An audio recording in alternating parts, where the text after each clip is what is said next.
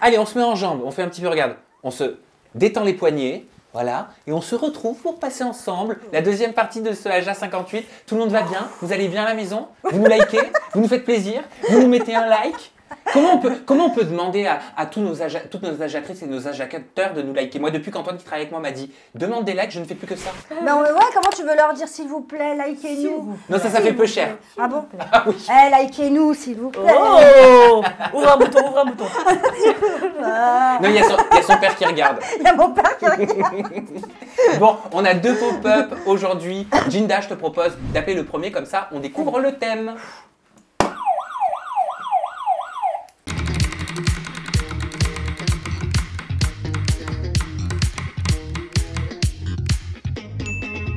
Je vais vous raconter mon histoire. Je suis tombée sur un pervers narcissique horrible. Je commence à vouloir me suicider tous les jours. Tous les jours. C'est horrible. Je ne savais pas que c'était si dangereux finalement. Avant, je brillais. Je l'ai rencontré, il m'a fait un lavage de cerveau. Et maintenant qu'il me voit toute détruite à cause de lui. Et le bonheur pour une femme, en réalité, c'est la prostitution, je le dis. Parce que là, je n'ai jamais été aussi malheureuse dans ma vie. Jamais. Ça, je suis détruite psychologiquement. Un point qui est mais extrême. Que je ne pourrai plus jamais. Ça fait un an, regardez, j'ai même essayé de me tailler les veines il n'y a pas longtemps. C'est là, vous voyez, c'est ce que j'ai fait. Je suis désolée de vous avoir inquiété, j'étais juste bouleversée, je ne pensais pas ce que j'ai dit. Je ne suis pas en danger, mon meilleur ami était avec moi toute la nuit et m'a aidé à me sentir mieux. Je traverse une période compliquée avec moi-même et personne n'est responsable de ça. Zaya DR a fait un live Instagram appelant à l'aide et révélant avoir tenté de se tailler les veines à cause d'une relation toxique avec un homme. La story, elle est littéralement bouleversante. Ouais. Par la suite, elle est revenue sur cette story. Vous allez nous dire ce que vous en avez pensé, les filles. Vous pouvez nous dire comment vous l'avez perçue aussi à la maison, cette story de Zaya DR. Vous avez la barre de commentaires juste en dessous qui nous explique dans un premier temps qui est Zaya. Comment est-ce qu'on l'a tous connue, Zaya? Vas-y. Bah, Zaya, on l'a connue vers 2009-2010. Rappelez-vous, c'était une histoire où elle aurait eu des relations sexuelles avec des célèbres joueurs de foot, des relations sexuelles tarifées avec des joueurs de l'équipe de France. On peut dire les noms parce que... Ribéry, Benzema, c'est connu de tous. Et Karim Benzema. En tout cas, l'histoire. Tout à fait. Donc, c'est à partir de ce moment-là où on a entendu parler pour la première fois de Zaya. Et puis, voilà, c'est devenu une icône, hein, c'est devenu une femme, vraiment, elle a su même rebondir après cette histoire-là. Elle est devenue actrice, elle a tourné dans un film. Et là, de la revoir comme ça, c'est... Est-ce qu'on peut revenir sur les propos quand même qu'elle utilise dans sa story? Ils sont extrêmement forts. Je ne veux pas déformer ses propos, mais à un moment donné, j'entends qu'elle était mieux quand elle était prostituée. C'est ça qu'on entend? On est d'accord? C'est ça, je ne me suis pas trompée. En fait, là, ça se voit, la souffrance, elle est au plus profond de son âme. Et beaucoup, enfin, moi, des femmes que j'ai connues se mettent à corps perdu dans des relations sexuelles, dans la prostitution ou pas, hein, parce que là, elle parle de prostitution en l'occurrence, mais il y a des femmes aussi que je connais qui vont aller coucher avec plein d'hommes, finalement, parce qu'elles ont été tellement déçues, elles ont tellement souffert, elles ont tellement été blessées par les hommes qu'elles n'éprouvent plus aucun sentiment. Et dans ce cas-là, elle dit ça parce que, en gros, quand elle était avant prostituée et qu'elle en avait un peu rien à faire des hommes, eh ben, elle se sentait beaucoup mieux. Plus heureuse. Et là, il a fallu qu'elle rencontre quelqu'un dont elle tombe amoureuse. Et à la fin, entre guillemets, il l'a jeté. Donc, du coup, la souffrance a été horrible. Donc là, on peut voir qu'à un moment, la vidéo est coupée. Quand elle dit je brillais, j'avais tout et il m'a mis plus bas que terre et maintenant genre en gros elle voulait dire maintenant que je suis à plus bas que terre et que je suis plus que celle que j'étais, et ben il m'a jeté. C'est un pervers narcissique. Mais tout c'est simplement. quoi? C'est un rejet des hommes, c'est un rejet de l'amour ce discours-là. Comment on peut lire entre les lignes? C'est un appel à l'aide. C'est bien sûr, c'est un peu comme on disait, c'est un peu comme Britney Spears quand on lui disait habille-toi en jaune et si ça va pas, dis-nous. Enfin, elle venait s'habiller. C'était sa communauté en fait qui sentait qu'elle allait mal et qui lui disait voilà, s'il y a un souci, si tu n'es pas bien dans ta vie, habille-toi en jaune dans tes prochaines stories. Et c'est vrai qu'elle apparaissait en jaune. Ben oui, parce qu'elles sont tellement matrixées par ces personnes en face qui finalement enfin comment je pourrais dire ça sans vraiment, parce que je veux pas être mauvaise non plus. C'est-à-dire que tu penses que derrière ça, tu penses que le fait qu'elle revienne sur cette story-là, il y a quoi? Il y a quelqu'un derrière qui lui a mis de la pression? Mais bien évidemment, elle a regretté, mais on peut voir que la vraie vérité, c'est la première vidéo où elle arrive comme ça, où elle nous montre ses bras, où elle a voulu se suicider, ou alors c'est peut-être aussi le fait d'attirer, de vouloir de l'attention de cette personne. Tu vois ce que je veux dire? En se disant peut-être, regarde comment je l'ai mis mal, mais elle s'est pas rendu compte que quand même cette histoire, enfin c'est public, parce que des fois on peut parler, moi ça m'est déjà arrivé, tu vas faire une story et tu crois qu'il y a que ta petite communauté qui va la voir, mais non, en fait c'est beau, toute la France qui va la voir. Donc je pense que c'est ça qui a fait qu'elle a regretté. C'était complètement une vidéo de détresse. Elle cherchait complètement de l'aide. Ouais. Là, il n'y avait pas plus sincère que la vidéo qu'elle a faite. Elle était avec un ami en plus. Hein, à ce moment-là, elle n'était pas toute seule. Elle était avec un ami qui était impuissant, qui ne pouvait rien faire. Et je pense qu'elle avait juste envie d'extérioriser tout ce qui lui arrivait depuis plusieurs semaines. Après, comme tu le disais, le fait de revenir sur cette histoire en disant tout va bien, etc., ne vous inquiétez pas, bah si, on est obligé de s'inquiéter. On est obligé de s'inquiéter. On est obligé de s'inquiéter. Depuis, il n'y a pas de nouvelles en plus. On ne sait pas si elle va bien, si elle ne va pas bien. On ne sait pas si justement elle a subi des pressions de la part de son ex, de son mec, ou tout simplement peut-être qu'elle n'était pas aussi dans son état normal et qu'elle est revenue à la raison. On ne sait pas et c'est ça qui est le plus triste d'ailleurs. Alors moi j'ai noté ce tweet de Oser le féminisme qui dit « La société tout entière porte la responsabilité d'avoir préféré ignorer ça et traiter l'affaire Zaya comme une casserole un peu cocasse pour Ribéry et Benzema sans jamais adresser la réalité de ce qu'est la prostitution d'une enfant. Soutien indéfectible à Zaya Dehar. » C'est vrai que on ne parle pas assez de ces jeunes femmes qui se prostituent, qui sont souvent mineures. Ouais. Est-ce que cette histoire, son histoire à Zaya, elle n'a pas été aussi montée par la presse pour faire du sensationnel sans jamais se poser sur la véritable question de fond? À quel moment on en arrive à se prostituer quand on a 15 ans? Ouais, c'est vrai. C'est une bonne question parce qu'effectivement, elle avait 15-16 ans à ce moment-là.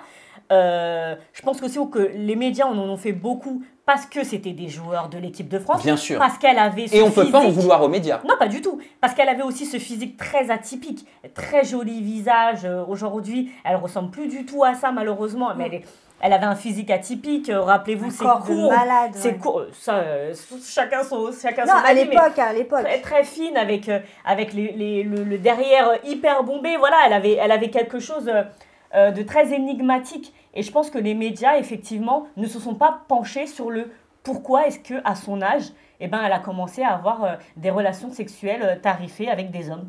Ben, je crois qu'elle l'avait expliqué déjà, elle n'avait pas son papa Zaya, donc à chaque fois de toute façon les pervers narcissiques prennent toujours comme victimes les femmes qui sont un peu fragilisées par leur ex-relation avec leur père, ou elles n'en ont pas, ou elles ont subi des violences. Donc à un moment donné, elle disait qu'elle vivait seule avec sa mère, qui n'avait pas les moyens, qu'elle était en HLM, que sa maman n'avait pas les moyens de lui payer quoi que ce soit, et qu'elle est tombée, ça peut arriver à tout le monde, elle est tombée dans ce gouffre de la prostitution, l'argent facile, l'argent qui tombait comme ça. En plus, elle a commencé quand même avec du lourd, c'est-à-dire des footballeurs riches. Enfin voilà, je pense que...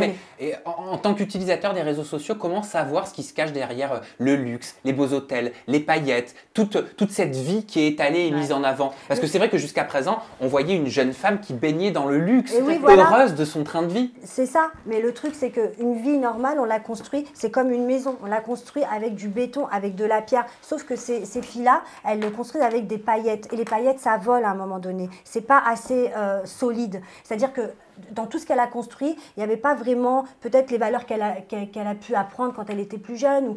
Là, c'était l'argent. Tu sais, moi, j'entendais parler de Zaya il y a 3-4 ans. Elle est milliardaire, elle a un appartement qui coûte super cher. Enfin, moi, je me disais quand même, c'est pas une représentation de la réussite, tu vois, d'avoir autant d'argent. Et bien, tu vois, finalement, je m'en suis rendu compte que oui, c'est vrai. Donc, ce que tu veux dire, c'est que la descente aux enfers, elle peut être la conséquence d'une célébrité d'un coup rapide. Bah, on l'a vu avec Loana. Aussi. On le voit avec plusieurs personnes dans ce milieu. Et il y en a qui sont aussi sur le même chemin. Pour l'instant, je ne veux pas dire de nom, mais c'est vrai que si ça continue, certaines vont aussi se retrouver dans le même cas de figure. Tu parles de certaines candidates de télé-réalité ou candidats? Candidats aussi, bien sûr, oui. C'est pareil. Donc là, je trouve vraiment, ça m'a vraiment... J'ai essayé de la joindre, hein, Zaya. J'ai essayé de savoir un petit peu comment elle allait, de ce qui se passait. J'avais peur que aussi cet homme-là lui mette la pression ou la menace, tu vois, parce qu'on ne sait vraiment pas.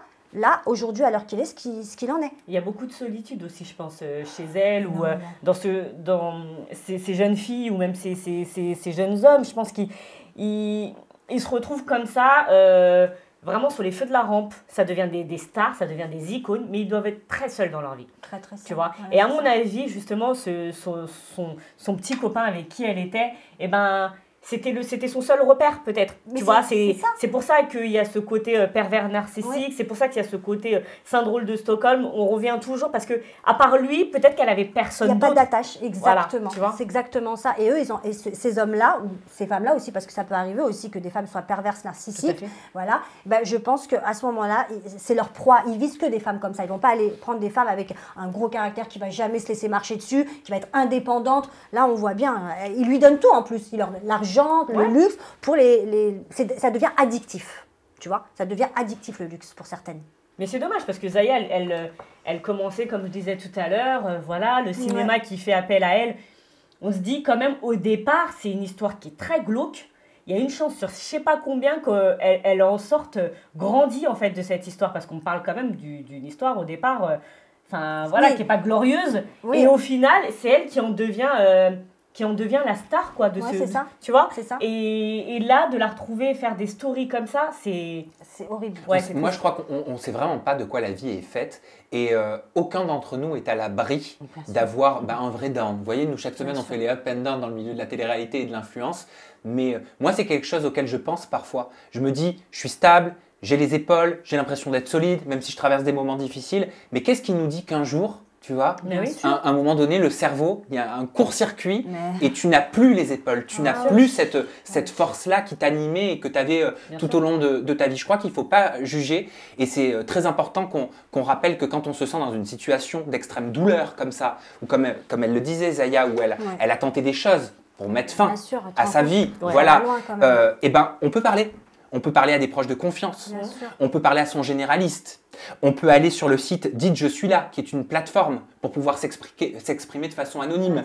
On peut aussi appeler le 01 45 39 40 00, c'est une ligne d'écoute qui est joignable 24 heures sur 24, 7 jours sur 7. C'est important, voilà, nous on en parle et j'estime que c'est de notre responsabilité aussi de communiquer tous ces numéros utiles. Bien sûr, et tu sais pas à quel point je reçois des milliers, des centaines de messages où des femmes ou des hommes souffrent. Je veux dire, on fait rien pour la souffrance des gens. En fait, à part leur vendre du rêve, on leur montre que, par exemple, tu vois, ce genre de conte de fées qui finit mal, des gens qui au début sont remplis de paillettes, remplis d'argent, on se dit oh là là, la chance. Mais non, finalement, en fait, c'est vraiment, ces gens-là souffrent vraiment quand ils sont dans ce milieu-là, certains souffrent, mais ils ne nous le montrent pas parce que pourquoi? Parce que leur image, c'est grâce à leur image qu'ils mangent. Donc ils ne peuvent pas se permettre de nous dire la vérité, tu vois, au fond. Tu vois, je vais faire un parallèle complètement différent, mais c'est comme Britney, quand elle a fait sa prise de parole pour pouvoir être libre, enfin après 13 ans de tutelle abusive, elle a expliqué au juge en Californie, elle a dit, Madame la juge, je ne pouvais pas parler parce qu'on ne m'écoutait pas, parce que personne ne m'aurait cru. Voilà. Ou elle disait Britney Spears qui va au plus mal, qui ne peut pas utiliser sa carte bancaire, qui m'aurait cru? Ouais, c'est vrai. Tu vois? Donc il y a aussi ce sentiment de se dire j'ai vendu du rêve pendant des années, qu'est-ce qui va se passer? Est-ce que les gens vont me croire si je dis qu'en fait rien de tout ça n'est vrai et je suis mal? C'est ça, exactement. Mais on fait aussi le parallèle avec justement les candidates de télé-réalité. Aujourd'hui, elles nous montrent ce qu'elles veulent sur leurs réseaux sociaux, mais effectivement, on ne sait pas ce qu'elles vivent derrière. Exactement. On en voit beaucoup qui ont parlé de chirurgie esthétique dans la première partie, où elles se transforment aussi beaucoup le corps.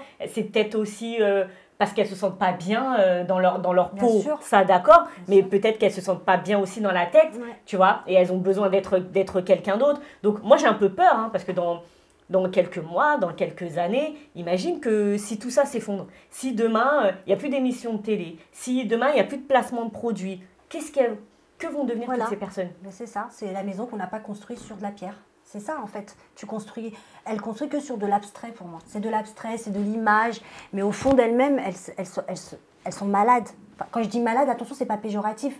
C'est-à-dire que tu te sens, quand tu es mal avec toi-même déjà, tu es malade à partir d'un certain moment. Tu vois, tu pourris ta vie. Tu pourris ta vie toi-même. Donc, il faut vraiment d'abord guérir à l'intérieur avant de montrer une image pleine de paillettes. Ça sert à rien d'avoir... Il faut être bien entouré surtout. Et puis, alors là, ça c'est la base. Parce que si Zaya, j'ai rien contre l'amie qui est avec elle, mais si elle était bien entourée, je pense pas qu'elle aurait fait cette story. Parce que c'est vrai que cette story, c'est bien d'un côté de l'affaire, mais d'un autre côté, elle peut pas nous laisser comme ça. Peut-être qu'elle en pouvait plus et qu'elle avait besoin aussi de ressentir de la compassion. Et parfois, quand on est une personne publique, ça passe par ce biais-là parce que c'est l'outil utilisé. Oui, mais alors le problème, heureusement, et je pense pas qu'elle lit les commentaires, mais le problème quand tu lâches tout ça, il y a une part de bienveillance, mais il y a aussi une part de malveillance. Et ça peut lui rajouter encore à son malheur. Donc c'est ce que je dis en fait.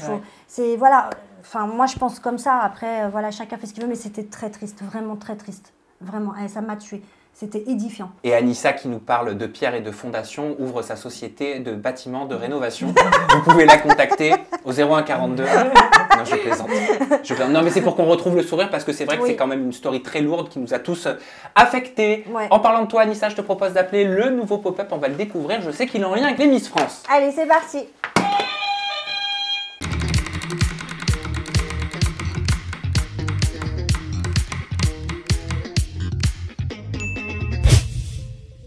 Communiqué de presse de Geneviève de Fontenay, présidente du comité Miss France, et non Sylvie Tellier.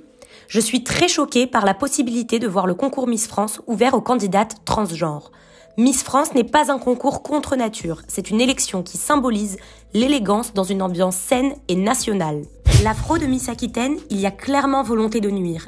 #Miss France. Alors le communiqué de Geneviève de Fontenay qui a fait beaucoup parler, Miss Aquitaine également, qui s'est retrouvée en top tweet après la cérémonie. On va commencer par le communiqué de Geneviève de Fontenay. Alors qu'Elisabeth Moreno, donc la ministre déléguée à l'égalité homme-femme, a annoncé que la participation de candidates transgenres à l'émission Miss France était envisageable, Geneviève de Fontenay est montée au créneau et elle a publié ce fameux communiqué de presse en précisant « et non Sylvie Tellier ». Ça m'a fait rire quand même. Mais ouais, mais en plus, tu m'as appris quelque chose. Je ne savais pas que ce n'était plus à Geneviève. Ah ben non, elle a vendu il y a très longtemps, Geneviève. Ah ouais, alors je suis vraiment à l'ancienne. Bah oui, mais par contre, elle continue de donner son avis. Elle a le droit. Elle a le droit, comme ça lui appartient des années. Et on a le droit d'être en adéquation ou non avec ses propos. On rappelle quand même que Geneviève, au travers de ce communiqué, se dit choquée par l'ouverture potentielle de candidates transgenres. Elle dit « c'est une profonde injure aux 60 années de ma vie pendant lesquelles je me suis battue pour donner à Miss France une image respectée et respectable qui met en valeur les jeunes filles saines de corps et d'esprit. Je tiens à rappeler l'article 1er du règlement Miss France. Sont admises à participer aux élections les personnes nées de sexe féminin, françaises de naissance ou naturalisées, d'une taille minimum d'1,70 m sans talons, célibataires, ni divorcées, ni veuves, ni paxées, sans enfants et ne vivant pas en concubinage. Miss signifiant mademoiselle, il est impensable de modifier ce règlement. Les candidates hors de ces critères peuvent s'inscrire au concours Madame France. Miss France n'est pas un concours contre nature. C'est une élection qui symbolise l'élégance dans une ambiance saine et nationale. Il faut arrêter de saccager l'image de Miss France. Alors selon vous, l'ouverture potentielle du concours aux femmes transgenres, est-ce que c'est un saccage, comme le dit Geneviève de Fontenay, pour l'image de Miss France? Anissa? Écoute, Geneviève de Fontenay, elle a 89 ans. Il faut quand même se mettre à sa place, il faut la respecter, même si ce qu'elle dit, vraiment, ça peut être blessant. Très blessant contre nature quand même, on est en train de dépeindre le portrait de personnes qui ne seraient pas humaines, qui ne seraient pas sur cette terre parce que la nature ne les aurait pas mises comme ça. En fait, moi, je ne veux pas manquer de respect à Geneviève de Fontenay parce qu'il faut savoir qu'elle a 89 ans. C'est comme si tu ramenais Victor Hugo et qu'il est face à une personne transgenre, il va se dire, il ne va pas comprendre en fait. Personne ne lui a expliqué parce qu'elle n'a pas envie de comprendre non plus. Vous savez, quand on voit nos grands-parents, ils ont un peu une mentalité étriquée. Moi-même qui n'ai que 45 ans, parfois, on me reproche d'être trop étriquée, d'être trop à l'ancienne. Donc moi je peux comprendre son point de vue, seulement elle ne fait pas attention parce que ça peut vraiment me blesser énormément. Tu sais très bien Sam, ça peut vraiment blesser les transgenres, toutes les personnes. En plus elle ne sait pas faire la différence entre transgenre, bisexuel. Oui mais... attention, je ne dis pas qu'elle a raison, hein, loin de là. Je dis juste que à un moment donné, il faut la comprendre, c'est une personne âgée, on ne peut pas la mettre dans notre génération, on ne peut pas la mettre dans notre ère, elle est étriquée, c'est comme ça, on ne pourra pas la changer, Geneviève, elle a toujours été comme ça, c'est tout. Enfin, moi, je le prends comme ça, je supporte pas qu'on l'attaque, parce que pour moi, c'est une personne à l'ancienne, tu vois. Ginda, est-ce qu'il te dérange ce communiqué de presse, et si oui, en quoi? Ouais, bah après, moi, je suis d'accord avec toi, Geneviève de Fontenay, moi, j'ai beaucoup de respect pour cette femme, vraiment, pour tout ce qu'elle a accompli, etc., j'ai beaucoup de respect pour elle. Maintenant, faut aussi se dire, on est en 2021, tu vois. Faut vivre avec son temps. Geneviève de Fontenay, elle ne fait plus partie du comité Miss France. Officiellement. Elle veut pas y croire. Oui, voilà. Mais elle n'en fait plus partie. Donc, elle peut donner son avis comme ça en tant qu'ancienne présidente de Miss France. D'accord. Mais aujourd'hui, on est en 2021. Faut s'ouvrir. Mais je trouve ça hyper hypocrite d'ouvrir uniquement cette élection aux transgenres. Dans ce cas-là, il faut tout revoir. Je suis désolée. Je suis trop d'accord. C'est-à-dire, faut tout revoir. Et on va parler librement. Il faut tout revoir. La taille, le poids, C'est ça. être célibataire, pas d'enfant, pas de tatouage, pas de Donc toi, piercing. ça veut dire que tu as un problème avec le concours. Oui, moi j'ai un problème avec le concours. Je le regarde parce que oui, ça se regarde, mais je suis désolée, c'est pas du tout représentatif de la France, c'est pas représentatif des femmes. Donc on est en 2021, il faut aussi évoluer dans ce sens-là. Alors oui, à l'ouverture, si vous voulez, des transgenres, mais oui, à la diversité, putain, et Mais oui. Et ça change quoi qu'une Miss ait un tatouage? Ça change quoi qu'une Miss soit mère de famille? Ça change quoi qu'elle soit veuve, qu'elle ait un mec, qu'elle ait été paxée? Qu'est-ce qu'on en a à foutre? On l'élit sur quoi? Sur son physique uniquement et sur un discours. Est-ce que toutes les femmes font 1m75? Est-ce que toutes les femmes font 50 kilos? Dans ces cas-là, si on veut faire une vraie Miss France, il faut être représentatif de toutes les Françaises. Bah oui. Alors pour revenir sur le sujet, il est surtout question que le règlement a changé. Parce que d'après le Figaro.fr, le règlement a connu des modifications, notamment qu'il faut aujourd'hui être inscrit à l'état civil comme étant de sexe féminin et non forcément né de sexe féminin. Et ça, je suis désolé de le dire, mais non, je suis pas désolé de le dire, mais c'est une notion qui change vraiment tout. C'est une notion qui prouve, qui montre qu'une femme transgenre peut représenter les femmes, a sa place en fait tout simplement dans ce concours. Oui, sauf qu'aujourd'hui, une femme transgenre qui aurait fini vraiment tout son changement physique, si elle se présente aujourd'hui à une élection, elle le fera en tant que transgenre. Je pense que c'est quelqu'un qui va sûrement revendiquer d'avoir eu un changement de sexe. Donc forcément, le comité Miss France ne l'acceptera pas. Eh ben, on peut se poser la question de la chirurgie esthétique. Parce que dans le règlement est toujours stipulé l'interdiction d'avoir usé de la chirurgie esthétique. Mais c'est ça. On ne doit pas être modifié. Ça voudrait donc dire que les femmes qui se présentent au concours Miss France pourraient avoir fait de la chirurgie esthétique. C'est ça. C'est ça. C'est exactement ça. Oui, mais sauf que ces femmes transgenres, si elles ont subi de la chirurgie esthétique justement pour changer de sexe ou peut-être pour leur poitrine ou je ne sais quoi d'autre, elles sont hors concours dans ce cas-là. Elles n'ont pas le droit de faire ce... Alors, il y a aussi des femmes transgenres et des hommes transgenres qui ne font pas de chirurgie esthétique. Hein. Qui ont juste pris des hormones. Ouais, faut le savoir. Oui. Pour la modification du sexe, t'as pas Alors obligé de faire ça, c'est uniquement la chirurgie esthétique. Mais tu peux être transgenre et conserver ton sexe masculin. Ah mais oui, mais excuse-moi, le défilé en maillot de bain, tu fais comment? Donc le problème, il ne serait pas sur l'intégration de personnes transgenres au sein du concours, mais il serait au sein même des règles en fait, du concours depuis des décennies. Ça y est, là, ça fait trop longtemps. Au bout d'un moment, faut évoluer. Il y avait eu ce problème avec le maillot de bain, justement. Au départ, c'était un maillot de bain une pièce. Geneviève de Fontenay, elle ne voulait pas de 2 pièces. Donc ça a évolué, ok, on a laissé passer le 2 pièces. Allez, il faut y aller là maintenant, tu vois, faut... Voilà, c'est ça. Et je pense que c'est au concours d'évoluer et pas à Geneviève de Fontenay. On va pas changer de personnalité. C'est Geneviève, il faut pas faire attention à ce qu'elle dit. Elle est à l'ancienne et moi, je la respecte pour ça. Maintenant, moi, ça me choque. Hein. Je vous le dis, les propos me choquent quand même mais bien terriblement. sûr, ça choquera toujours. Je trouve que c'est une honte quand bien même on a 89 ans. À partir du moment où on est écouté, on est entendu de tenir de tels propos, j'ai le droit. Voilà, c'est mon droit d'être choqué par ça. C'est pour ça que j'ai posé la question à Geneviève. Ah. Ben oui. Et après, je te laisserai nous dire ce que tu as envie de nous dire. Oui, dire, c'est génial.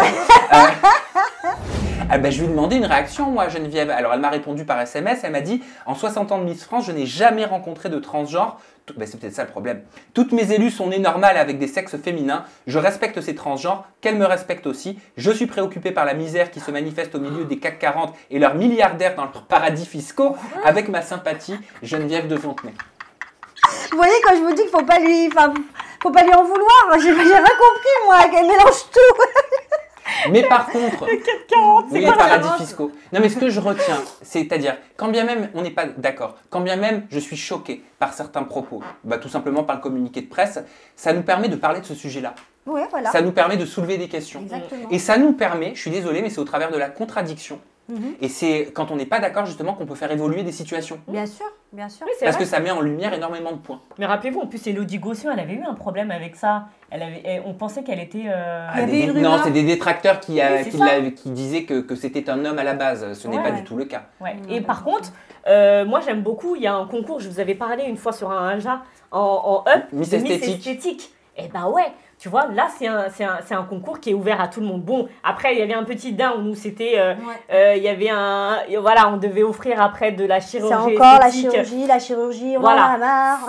C'est le seul petit bémol vraiment de cette élection. Mais là, j'étais contente de voir une élection qui soit vraiment ouverte à tous. Parce que soit tu vas avoir une élection pour les Miss transgenres, soit tu vas avoir une élection Miss Maroc, Miss Sénégal, Miss petite de taille, Miss grande, Miss ronde. Miss, Miss Ronde, hein, oui, Miss Ronde, Miss... Bah oui, mais c'est dommage de segmenter comme ça. Donc Miss Esthétique, pour moi, ça regroupait tout ça. Autre fait qui a fait la polémique, qui concerne cette fois-ci Miss Aquitaine lors du concours. Alors il y a eu des tweets, je ne sais pas si vous avez vu, mais ils étaient bien virulents. Il y a un tweet qui dit « Ils ont niqué l'afro de Miss Aquitaine, je suis trop choquée, libérons les noirs ». Il y a un tweet de Xo Florian qui dit « Miss Aquitaine, tu dois porter plainte demain, même Miss France 2022 ». Ou un autre tweet qui dit « La France, vous avez fâché tous les noirs du pays entre la coupe scandaleuse de Miss Aquitaine et la 2e place de Miss Martinique, vous allez voir ». Pourquoi la coupe de cheveux de Miss Aquitaine a-t-elle tant indigné les réseaux sociaux? Parce qu'elle était affreuse. Mais franchement, tu as déjà vu une afro, comment c'est? C'est magnifique. Donc je comprends pas comment ils ont pu ils l'ont tuée. Mais non, mais au-delà même de l'afro, elle était pas obligée d'avoir un afro. Elle n'était pas obligée d'avoir un afro. Écoute, mais sa coupe de cheveux qu'elle avait... Oui, parce que moi, je vais vous dire, il y a une chose que j'ai du mal à accepter. Ça ne veut pas dire que je l'entends pas, c'est juste que j'ai du mal à le comprendre. Bah oui, tu connais, on en a déjà parlé. Quand une femme noire va se lisser les cheveux, je vois des messages sur les réseaux sociaux qui disent « Oui, tu n'acceptes pas des origines, tu renies d'où tu viens. » Mais si elle a envie d'avoir les cheveux lisses, tout simplement, parce qu'elle a envie sur cet instant T d'avoir les cheveux lisses, qu'est-ce que ça peut foutre aux gens? Ça, je suis d'accord. Et inversement. Il y a des gens qui disent ça, mais là, en l'occurrence, c'est pas du tout ça. C'est que c'était ni lisse, ni rien. En fait, c'était rien. C'était rien. C'était horrible. Elle était magnifique. Ouais. Moi, j'ai vu ses cheveux. Je dis, mais elle a eu trop chaud. Elle a fait un footing. C'est quoi le problème, en fait? Mais alors, est-ce qu'on sait ce qui s'est passé? Est-ce qu'elle s'est exprimée? Alors, elle s'est exprimée et elle a dit que tout ce que... Parce que tu sais, il y a eu Miss France et Sylvie Tellier invitée chez TPMP qui disaient que c'était sa décision, c'était elle qui voulait cette coupe.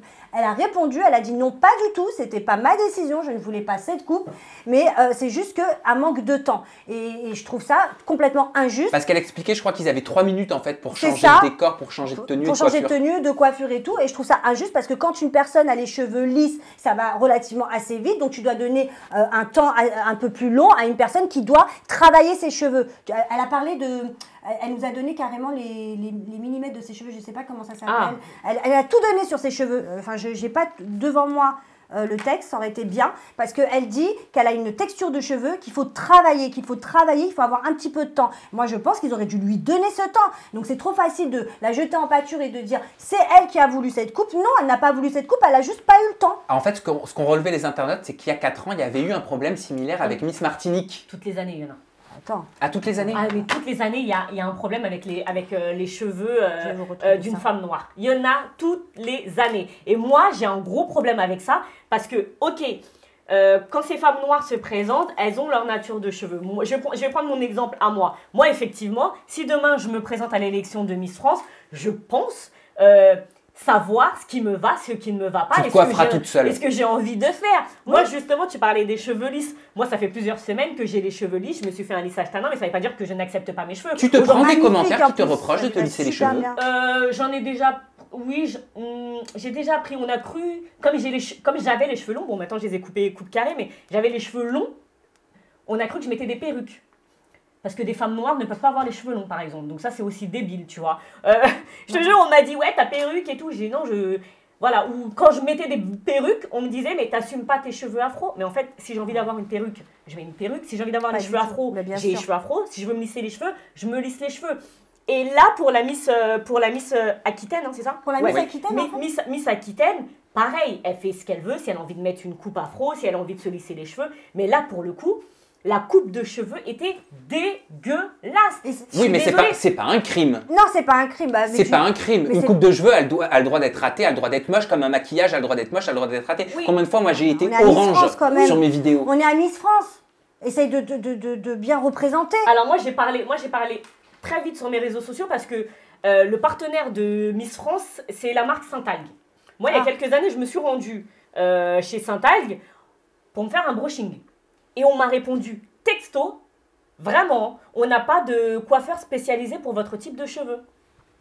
Moi, c'est quelque chose que je peux pas entendre de la part d'un coiffeur, déjà tout court, Voilà. et encore moins d'un partenaire de l'élection Miss France qui a déjà eu comme Miss Sonia Rolland, par exemple, qui a des cheveux afro, ou encore d'autres Miss. Je suis désolée, ça me Parce que gêne. c'est considéré comme de la discrimination capillaire. C'est ce que j'ai lu sur les réseaux sociaux. Ça nous apprend parfois plein de choses, hein, les réseaux sociaux. Parce que de l'école au monde du travail jusqu'à l'espace médiatique, le cheveu crépus et afro a souvent été source de préjugés, de stigmatisation.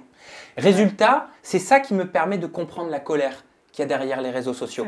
Quand bien même, je vous ai dit juste avant, que ce n'est pas un crime d'être moche, ce n'est pas un crime d'avoir une coupe moche, ou ce n'est pas un crime d'avoir des sales vêtements qui ne vont pas ensemble avec du bleu, du rouge, du vert et du marron. Oui, non, mais c'est sûr. Bien sûr. Mais moi, ce que j'ai pas aimé, c'est Sylvie Tellier qui dit justement sur le plateau de TPMP que c'était la décision de la Miss, et la Miss derrière qui explique que non. D'ailleurs, comme par hasard, Gilles Verdez, le pauvre, mais merci Gilles Verdez et je t'aime, Gilles Verdez, il s'en est pris plein la gueule parce que c'est le seul à parler des minorités sur le plateau de TPMP. Et il a défendu la communauté noire en disant qu'il y avait un gros manque de respect par rapport à cette coiffure-là. Tout le monde lui est tombé dessus. Et d'ailleurs, à ce propos, il y a eu un tweet très drôle qui disait qu'à chaque fois que Gilles Verdez voulait dire un truc sensé, on entendait des « ro ». Et c'est vrai, c'est complètement vrai. Parce que moi, je lui ai envoyé un message et je l'ai dit d'ailleurs sur Twitter. C'est la voix des sans-voix, Gilles Verdez. C'est le seul qui va prendre notre défense et qui va parler de choses. Oui, on a le droit. Il faut arrêter aussi de parler de victimisation des Noirs. Moi, j'ai eu un commentaire là-dessus. Oui, arrêtez de vous victimiser. Non, on ne se victimise pas. En tant que noir, on a le droit de dire que cette coupe de cheveux à cette femme noire ne lui allait pas. Et pardon, mais si elle avait gagné avec cette coupe-là, comment la couronne elle aurait tenu sur cette épaule? Je te jure. Mais il me semble qu'elle a expliqué qu'elle avait prévu de s'attacher les cheveux pour pouvoir porter la couronne au cas où. Non, en fait, ils sont obligés normalement de s'attacher les cheveux en deuxième partie. À partir du moment où c'est les 15, ils ont une obligation de s'attacher les cheveux. Comme ça, il n'y a pas d'injustice entre les femmes. Et moi, je voulais juste dire un truc. Vous savez aussi pourquoi le public s'est énervé? Parce que c'est pas une femme qui a tendance à se faire des brushings. C'est une femme qui expose constamment ses cheveux, son afro. Donc, du coup, ils se sont dit, mais pourquoi quoi? Sur tout son Instagram, sur toutes ses photos, elle a son bel afro. Et là, comme par hasard, à Miss France, ils lui ont fait des antennes. Mais tu ne crois pas qu'ils ont voulu justement anticiper potentiellement le futur chignon et commencer à lisser un petit peu en se disant ça va nous faciliter après pour pouvoir attacher les cheveux.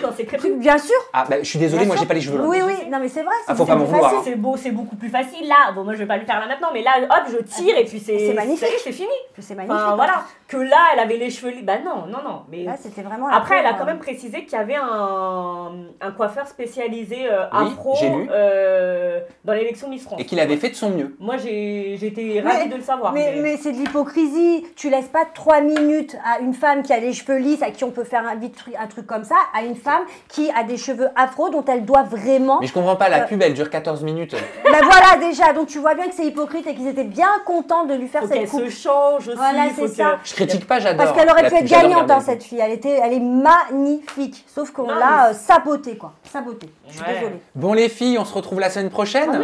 J'espère que vous avez passé une bonne deuxième partie. Vous avez le droit d'être d'accord avec nous, vous avez le droit de ne pas être d'accord avec nous, mais vous n'avez pas le droit de nous insulter si vous n'êtes pas d'accord. Franchement, c'est pas cool. Hein. Moi, je voulais juste dire un petit truc vite fait pour la fin, parce qu'on est libre. Moi, je tenais à m'excuser si j'avais blessé des gens par rapport au fait que, tu sais, la discussion qu'on a eue par rapport aux enfants. Alors, je voudrais remettre quelque chose. Non, mais moi, quand j'ai un truc en tête, je veux pas lâcher l'affaire. C'est ma saga. Je voulais vraiment dire qu'il faut pas déformer mes propos non plus. J'ai jamais dit que avoir des enfants, c'était signe de réussite. Mais alors, pas du tout, parce que ça a pu blesser aussi des proches à moi. Donc, faut pas dire ce que je n'ai pas dit. Mais par contre, je tiens à m'excuser. Vraiment, c'est pas pour faire de la démagogie ou peu importe. Donc, dire entendre aux gens ce qu'ils ont envie d'entendre. J'explique le mot démagogie. Pas du tout, c'est pas mon caractère, tu sais très bien, je me fais taper dessus à chaque fois pour ça. Mais vraiment, j'ai vu que j'avais blessé des gens. C'est pas comme d'habitude, un commentaire ou deux, c'est pas un problème. Mais là, je tiens vraiment à m'excuser du plus profond de mon cœur. C'est pas du tout ce que je voulais dire. Je me suis peut-être mal exprimée. Voilà. C'est pas demain nous appartient, c'est Anissa nous appartient.